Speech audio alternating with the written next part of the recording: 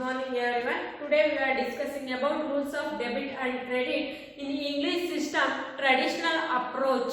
Before going to the rules of debit and credit, we want to discuss once equations. We are already discussion in equation asset is equal to liability plus capital. Asset ಎಷ್ಟಿದೆ ಕಂಪನಿಯಲ್ಲಿ ಅಂತ ಕಂಡುಹಿಡಿಯಬೇಕಾದ್ರೆ ನಾವು ಯಾವ formula use ಮಾಡ್ತೀವಿ? Asset is equal to liability plus capital. ಆ ಫಾರ್ಮುಲಾದಿಂದ ನಾವು ಕಂಪನಿಯಲ್ಲಿ ಎಷ್ಟು ಲಯಬಿಲಿಟಿ ಇದೆ ಎಷ್ಟು ಕ್ಯಾಪಿಟಲ್ ಇದೆ ಅಂತ ಕೂಡ ತಿಳ್ಕೋಬಹುದು. ಅದೇ ತರ ನಾವು in this class we are considering the rules of 3 personal, real, nominal under the traditional system. First one, personal.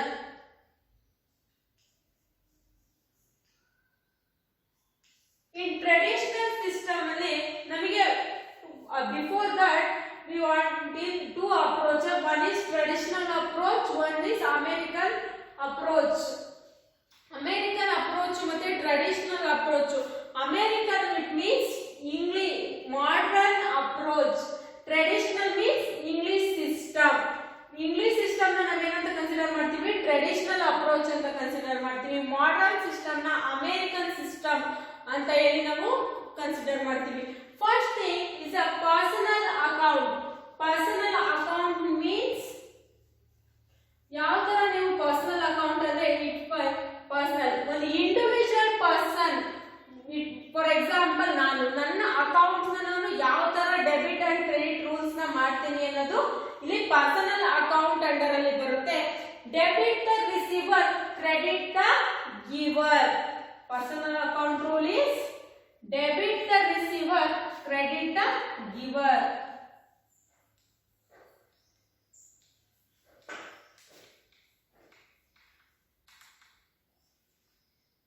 Credit the ಗಿವರ್.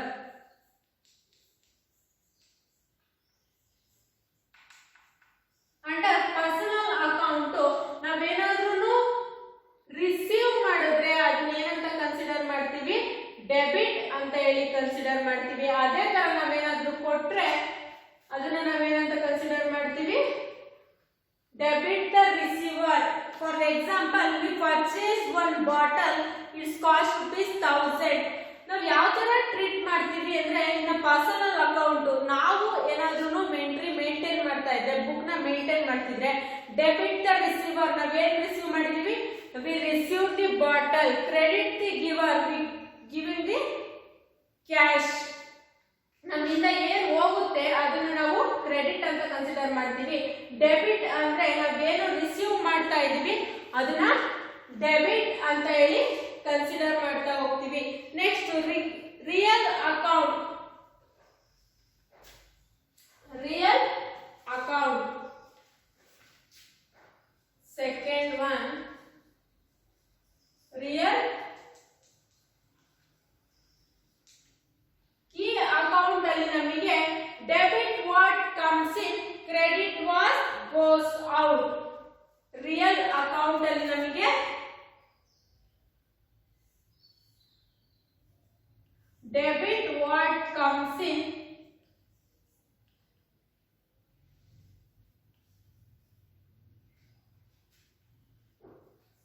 debit what comes in, credit what goes out.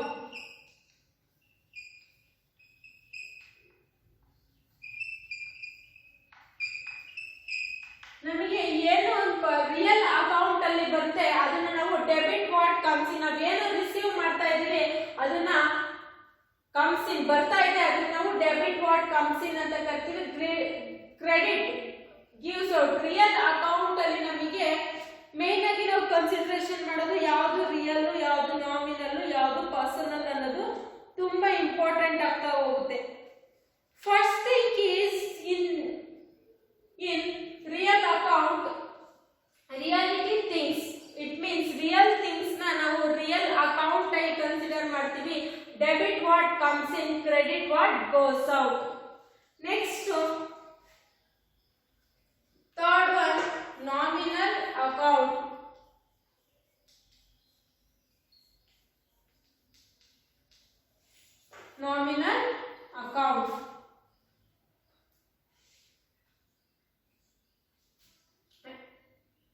Debit all incomes and gains, credit all expenses and losses. Debit all incomes and gains, credit all expenses and losses.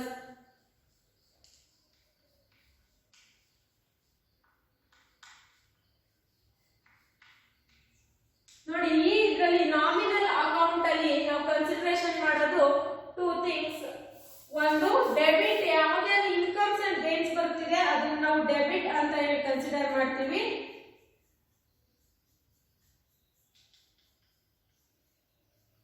ಅದೇ credit all expenses and losses, ನಮಗೆ ಏನೆಲ್ಲ loss ಮತ್ತೆ expenses ಆಗ್ತಿದೆ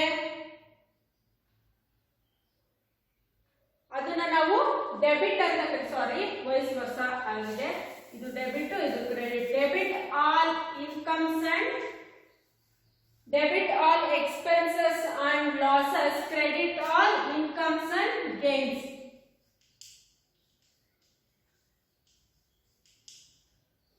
debit all expenses and losses, credit all incomes and gains. Next class ಅಲ್ಲಿ ನಾವು ತಿಳ್ಕೊಳ್ಳೋಣ debits ಯಾವ್ದಾಗುತ್ತೆ, credit ಯಾವ್ದಾಗುತ್ತೆ, ಯಾವುದು nominal account, ಯಾವುದು ರಿಯಲ್ ಅಕೌಂಟ್, ಯಾವುದು ಪರ್ಸನಲ್ ಅಕೌಂಟ್. ಇದನ್ನ ನಮಗೆ ಮೇನ್ ಆಗಿ ಎಲ್ಲಿ ಯೂಸ್ ಆಗುತ್ತೆ ಈ ಥಿಂಗ್ಸ್ ಅಂದ್ರೆ ಜರ್ನಲ್ ಎಂಟ್ರಿ ಪಾಸ್ ಮಾಡ್ಬೇಕಾದ್ರೆ ಯಾವ್ದು ನಮಗೆ ಡೆಬಿಟ್ ಆಗಿದೆ ಯಾವ್ದು ಕ್ರೆಡಿಟ್ ಆಗಿದೆ ಅಂತ ಹೇಳಿ ತಿಳ್ಕೊಳಕ್ಕೆ ಈ ಮೂರು ರೂಲ್ಸ್ ತುಂಬಾ ಇಂಪಾರ್ಟೆಂಟ್ ಆಗುತ್ತೆ. ನೆಕ್ಸ್ಟ್ ನಾವು ಅಸೆಟ್ ಏನಾಗುತ್ತೆ, ಎಕ್ಸ್ಪೆನ್ಸಸ್ ಏನಾಗುತ್ತೆ, ಇನ್ಕಮ್ ಏನಾಗುತ್ತೆ, ಲಯಬಿಲಿಟಿಗೆ ಏನಾಗುತ್ತೆ ಅಂತ ಹೇಳಿ ತಿಳ್ಕೊಂತ ಹೋಗೋಣ. It's is personal, real and nominal account. ಈ ಮೂರು ಬಂದ್ಬಿಟ್ಟು ನಮಗೆ ಪರ್ಸನಲ್, ರಿಯಲ್, ನಾಮಿನಲ್ ಅಕೌಂಟ್ ಅಲ್ಲಿ ಬರುತ್ತೆ. ನೆಕ್ಸ್ಟ್ ನಾವು asset, liability, expenses and losses ಗೆ ಕನ್ಸಿಡರ್ ಮಾಡ್ತಾ ಹೋಗೋಣ. In this class rules of debit and credit under the American system, modern approach. ನಾವು ಬಿಫೋರ್ ಇದರಲ್ಲಿ ನಾವು ಟ್ರೆಡಿಷನಲ್ ಅಪ್ರೋಚ್ ಇಂಗ್ಲಿಷ್ ಸಿಸ್ಟಮ್ ತಿಳ್ಕೊಂಡಿದ್ವಿ. ಇವಾಗ ಅಮೆರಿಕನ್ ಸಿಸ್ಟಮ್, ಮಾಡರ್ನ್ ಅಪ್ರೋಚ್ ನ ತಿಳ್ಕೊಳ್ಳೋಣ. ರೂಲ್ಸ್ ಫಸ್ಟ್ ಅಸೆಟ್, ಆಮೇಲೆ liability, capital, returns, over gain and expenses ಗೆ ತಿಳ್ಕೊಂತ ಹೋಗೋಣ.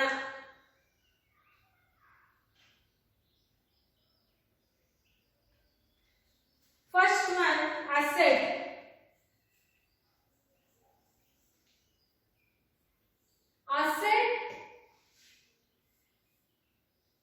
Asset increase ಆದರೆ,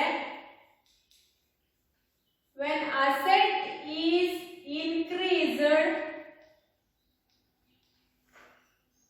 it should be debit.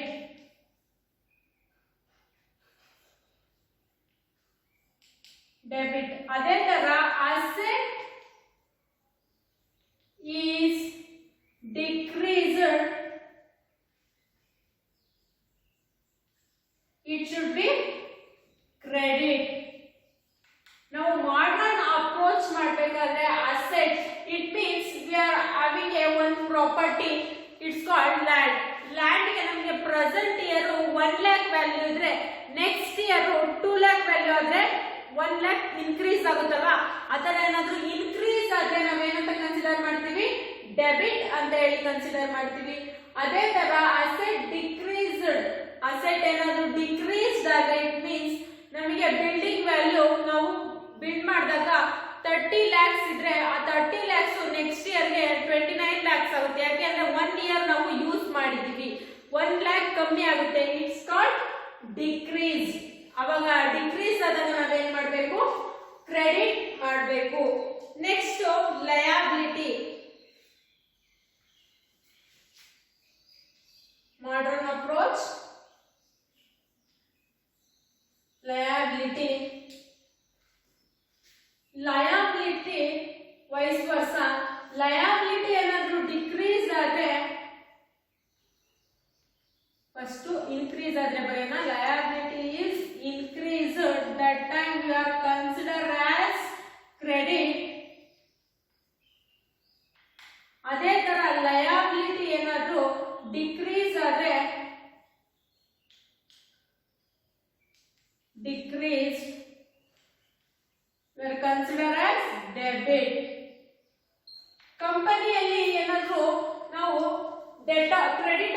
Purchase ಮಾಡಿದ್ವಿ. ಫಸ್ಟ್ ಇಯರ್ ಕ್ರೆಡಿಟರ್ಸ್ ವ್ಯಾಲ್ಯೂ 30 ಇರುತ್ತೆ.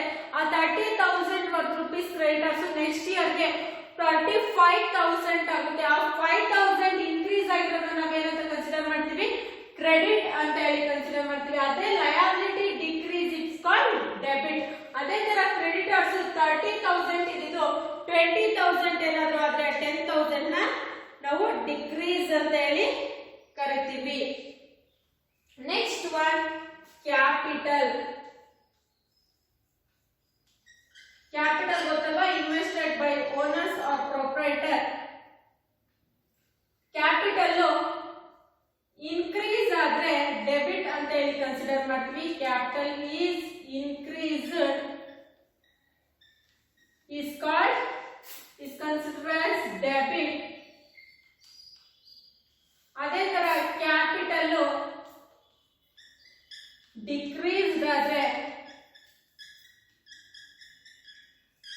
ಕ್ರೆಡಿಟ್ ಅಂತ ಹೇಳಿ ಕನ್ಸಿಡರೇಷನ್ ಮಾಡ್ತಾ ಹೋಗ್ತೀವಿ. For the example first year ನಮಗೆ ಕ್ಯಾಪಿಟಲ್ 10,000 ಇರುತ್ತೆ, ನೆಕ್ಸ್ಟ್ ಇಯರ್ 15,000 ಆಗುತ್ತೆ. ಅದು ಅವಾಗ ನಾವೇನಂತ ಮಾಡ್ತೀವಿ, ಕ್ಯಾಪಿಟಲ್ ಫಸ್ಟ್ ಇಯರ್ ಡಿಕ್ರೀಸ್ ಆದ್ರೆ ನಾವು ಅದನ್ನ ಡೆಬಿಟ್ ಅಂತ ಹೇಳಿ ಕನ್ಸಿಡರ್ ಮಾಡ್ತೀವಿ. ಇನ್ಕ್ರೀಸ್ ನ ಕ್ರೆಡಿಟ್ ಅಂತ ಹೇಳಿ ಕನ್ಸಿಡರ್ ಮಾಡ್ತೀವಿ. Credit, debit. For the example first year ನಮಗೆ ಕ್ಯಾಪಿಟಲ್ 10,000 ಇದ್ದು ನೆಕ್ಸ್ಟ್ ಇಯರ್ಗೆ 12,000 ಆದ್ರೆ ಆ ಡಿಫರೆಂಟ್ 2,000 ನಾವೇನಂತ ಕನ್ಸಿಡರ್ ಮಾಡ್ತೀವಿ, ಕ್ರೆಡಿಟ್ ಅಂತ ಕನ್ಸಿಡರ್ ಮಾಡ್ತೀವಿ. ಅದೇ ತರ ಕ್ಯಾಪಿಟಲ್ ಡಿಕ್ರೀಸ್ಡ್ ಆದ್ರೆ ಅದು ನಾವು ಡೆಬಿಟ್ ಅಂತ ಹೇಳಿ ಕನ್ಸಿಡರ್ ಮಾಡ್ತೀವಿ. Next one is revenue or income. Third one capital, fourth one revenue or income. For income ನಮಗೆ revenue, for the example we were earning ಮಾಡೋ ಸ್ಟೇಜ್ ಅಲ್ಲಿ ನಮಗೆ ರೆವಿನ್ಯೂ ಏನಾದ್ರೂ ಡಿಕ್ರೀಸ್ ಆದ್ರೆ ಅದನ್ನ ನಾವು ಡೆಬಿಟ್ ಅಂತ ಹೇಳಿ ಕನ್ಸಿಡರ್ ಮಾಡ್ತೀವಿ. Income decreased, it's called debit, considered as a debit. Income increased, it's called credit. ನಾವು ಮೇನ್ ಆಗಿ ಇನ್ಕಮ್ ನಮ್ಗೆ ಏನೆಲ್ಲ ಅರ್ನಿಂಗ್ ಥಿಂಗ್ಸ್ ಇದೆ ಅದನ್ನ ನಾವು ಇನ್ಕಮ್ ಅಂತ ಕನ್ಸಿಡರ್ ಮಾಡ್ತೀವಿ, ಮತ್ತೆ ರೆವಿನ್ಯೂ ಅಂತ ಕನ್ಸಿಡರ್ ಮಾಡ್ತೀವಿ. ದಟ್ ಟೈಪ್ ಡಿಕ್ರೀಸ್ ಏನಾದ್ರು ಅದನ್ನ ನಾವು ಡೆಬಿಟ್ ಅಂತ ಹೇಳಿ ಕನ್ಸಿಡರ್ ಮಾಡ್ತೀವಿ. ಇನ್ಕ್ರೀಸ್ ಆದ್ರೆ ಅದನ್ನ ನಾವು ಕ್ರೆಡಿಟ್ ಅಂತ ಹೇಳಿ ಕನ್ಸಿಡರ್ ಮಾಡ್ತೀವಿ. Last one expenses.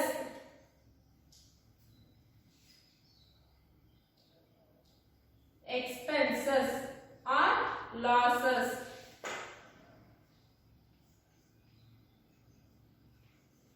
Loss increase ಆದ್ರೆ ಡೆಬಿಟ್ ಅಂತ ಹೇಳಿ ಕನ್ಸಿಡರ್ ಮಾಡ್ತೀವಿ. ಅದೇ ತರ ಲಾಸ್ ಡಿಕ್ರೀಸ್ಡ್ ಆದ್ರೆ ಕ್ರೆಡಿಟ್ ಅಂತ ಹೇಳಿ ಕನ್ಸಿಡರೇಷನ್ ಮಾಡ್ತಾ ಹೋಗ್ತೀವಿ. ಐ ಥಿಂಕ್ ನಿಮಗೆ ಅಮೇರಿಕನ್ ರೂಲ್ಗೂ ಮತ್ತೆ ಇಂಗ್ಲಿಷ್ ರೂಲ್ಸ್ಗೂ ಸಿಸ್ಟಮ್ಗೂ ಅರ್ಥ ಆಗಿದೆ ಅನ್ಕೋತೀವಿ. ಅಮೇರಿಕನ್ ಸಿಸ್ಟಮ್ ಅಲ್ಲಿ ನಾವು ರಿಯಲ್, ನಾಮಿನಲ್, ಪರ್ಸನ್ ಡಿಸ್ಕಷನ್ ಮಾಡ್ತೀವಿ. ಅದೇ ಮಾಡರ್ನ್ ಸಿಸ್ಟಮ್, ಟ್ರೆಡಿಷನಲ್ ಸಿಸ್ಟಮ್ ಅಲ್ಲಿ ರಿಯಲ್, ನಾಮಿನಲ್, ಪರ್ಸನಲ್.